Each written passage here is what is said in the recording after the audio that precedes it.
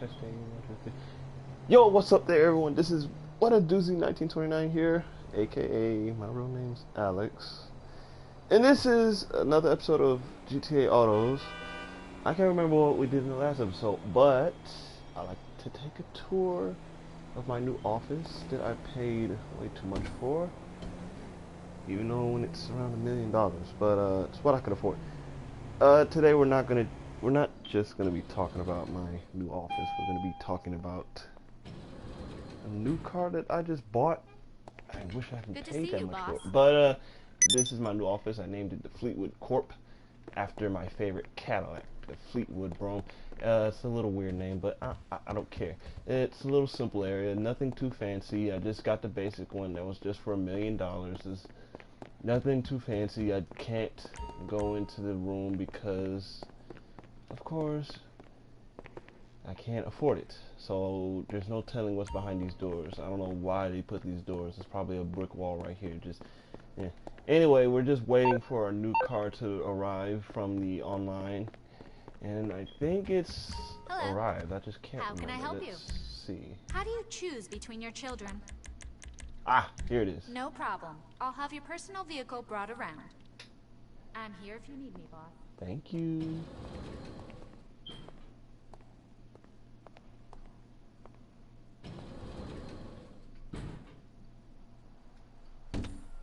Okay, here we are in the night, and this is the car that we're going to be talking about, and of course it's on the other side. I don't know why you told her to be on the other side. But here is the car we'll be talking about. Oh my goodness, this is such a beautiful car. This is the brand new Grotti Bestia. The Bestia. I don't know why, but this body style is just so beautiful. This is such a wonderful car. This car is based off the mesmerizing, the most beautiful Ferrari, the FF, and the Ferrari FF is such an amazing car. Ferrari's first full-wheel drive car. It's just beautiful. Now, this car just came out. I don't know why I paid this much money for it. This car costs a staggering 600 G's, and I want to see if it's worth it. Hopefully it is, but chances are I'm just going to keep it anyway because it's just so beautiful looking. So let's get started. The Ferrari FF started its production run in 2011, and it's still being produced today. Hello? Please tell me. Yeah, dude. Adriana's Junker got wrecked. She got sideswiped by a mammoth and not to drive. Testing. Nah, she's okay. Testing. Just real Testing. banged up. Okay, I don't know if this was working right because my mic has been screwing up on me, but hopefully it got what I was saying. Like I said, this car is based off the most beautiful Ferrari in the world, the FF, and it's such a wonderful car. The car was in production it started production in 2011, and it's still currently being produced today. It's classed as a Grand Tour, which is smart word of saying GT. This thing is good for the road, any kind of road. It's a two-door estate, which is a smart way of saying station wagon, and it has a 7-speed manual or a automatic dual clutch. This car is just so wonderful. FF stands for Ferrari 4, which is a 4-seater, 4-wheel drive car, and it was presented on March 1st at 2011 at the Geneva Motor Show. And like I said before, it was Ferrari's first 4-wheel drive model, and it was just beautiful. It replaced the 612 Scaglietti Grand Tour, and it is currently, well, not currently, but it's the fastest 4-seater car at 208 miles per hour. I'm guessing that record has been smashed by the Dodge Hellcat Charger, and basically, yeah, the Hellcat Charger I think smashed that record at 210 miles an hour. Ooh, This car was very expensive, $300,000 brand new, with 800 being produced in its first year. Now, it's not a classic, so I'm not knowing so much about Ferrari, but I'm just going to give you a little quick history. Throughout its 77 years in production, which was back in 1939, Ferrari has just been prancing with its prancing horses on its car. What I mean by it's just its badges. It has the prancing horse as its badge. It's just been prancing throughout the decades, showing off and bringing out wonderful cars that had so much performance with a mixture of elegance and grace. These cars were some of the most beautiful cars to ever hit the road, being the body designs made by the famous Pininfarina. And if you don't know what Pininfarina is, that's a very, very, very top of the line, I think, car body design. Lots of the automakers probably use Pininfarina, including the American cars. I'm guessing most of the Ferraris. Yeah, almost all the Ferraris has been designed by Pininfarina, and they've just been the most beautiful cars to ever hit the streets. Now, let's get back to this car, because this car is just so wonderfully designed. I don't know why it's dark out here, and it's not going to be lit for another few hours, but in the light, this car is just so beautiful. It's got the elegance and the performance all in one, this elegant back end. This car is just so beautifully designed. So let's take a cruise in it. I just bought this car, so it's completely stock. I like this interior.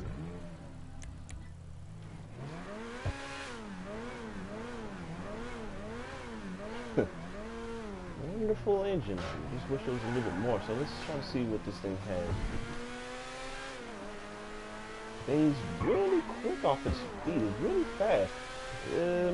I can tell this is probably not going to be a very long video, because I'm not into all the imports. So what I mean by imports, I mean, you get the picture. I just don't know much about them. But this car is just beautifully designed. I'm gonna keep it. This is just such a cool car. It's pretty fast, and it's just a wonderful handle. It handles very cool. It's not very sluggish like most hatchbacks like you expected, because you know, when you look at a hatchback, all the weights, technically, I would say without the engine, the weight will be, most of the weight will be in the rear. So this car really handles very wonderfully. It's not too loose. It's not too tight. I would say it's a little bit too tight. I just felt it a little bit too tight, but it can hit the corners very well. So like I said, this is relatively short. I don't have much to say about this car, so I've got an idea. Let's see how much this car is worth, because I know it's above $610,000. Turns out you can have it all: power with class, innovation, and the pedigree. Looks with personality. The Bestia GTS has all the finest in ferocity of a supercar, but its unique rear styling allows the 2 more seats in the back, with more than enough leg room for a couple of amputees or the children you've never had. It's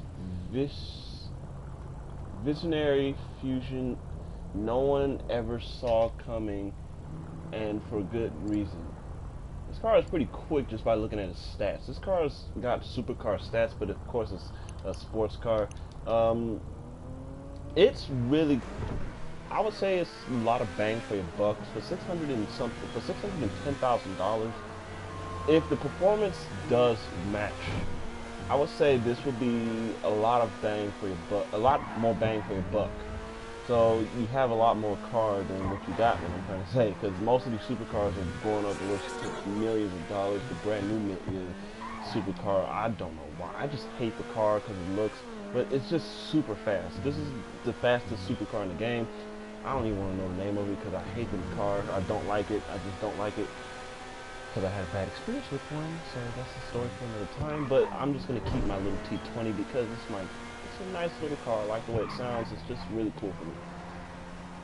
Got a lot of people, lots of my friends say the car doesn't really handle like you expected. So yeah, there's no chance of me ever affording a car like that unless it goes for sale. But Bestia. Let's get back to this car. The Bestia is actually an Italian slang that most teenagers use over there. It's an Italian slang for cool, and I don't blame them. This car really does shout out cool all over. This is just such a wonderful cool little car. Words just can't explain how cool looking this car is, and I will keep this thing.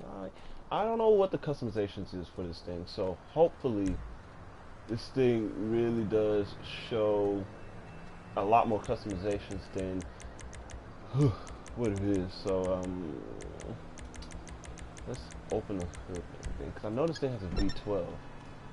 Ooh, that's a big ass engine. That's a V12. Interior is just beautiful.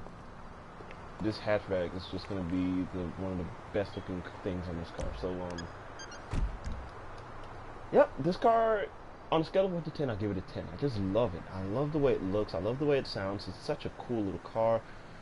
Handling 10, performance 10. This thing, performance. That's gonna be a little skeptical to see if this thing can truly,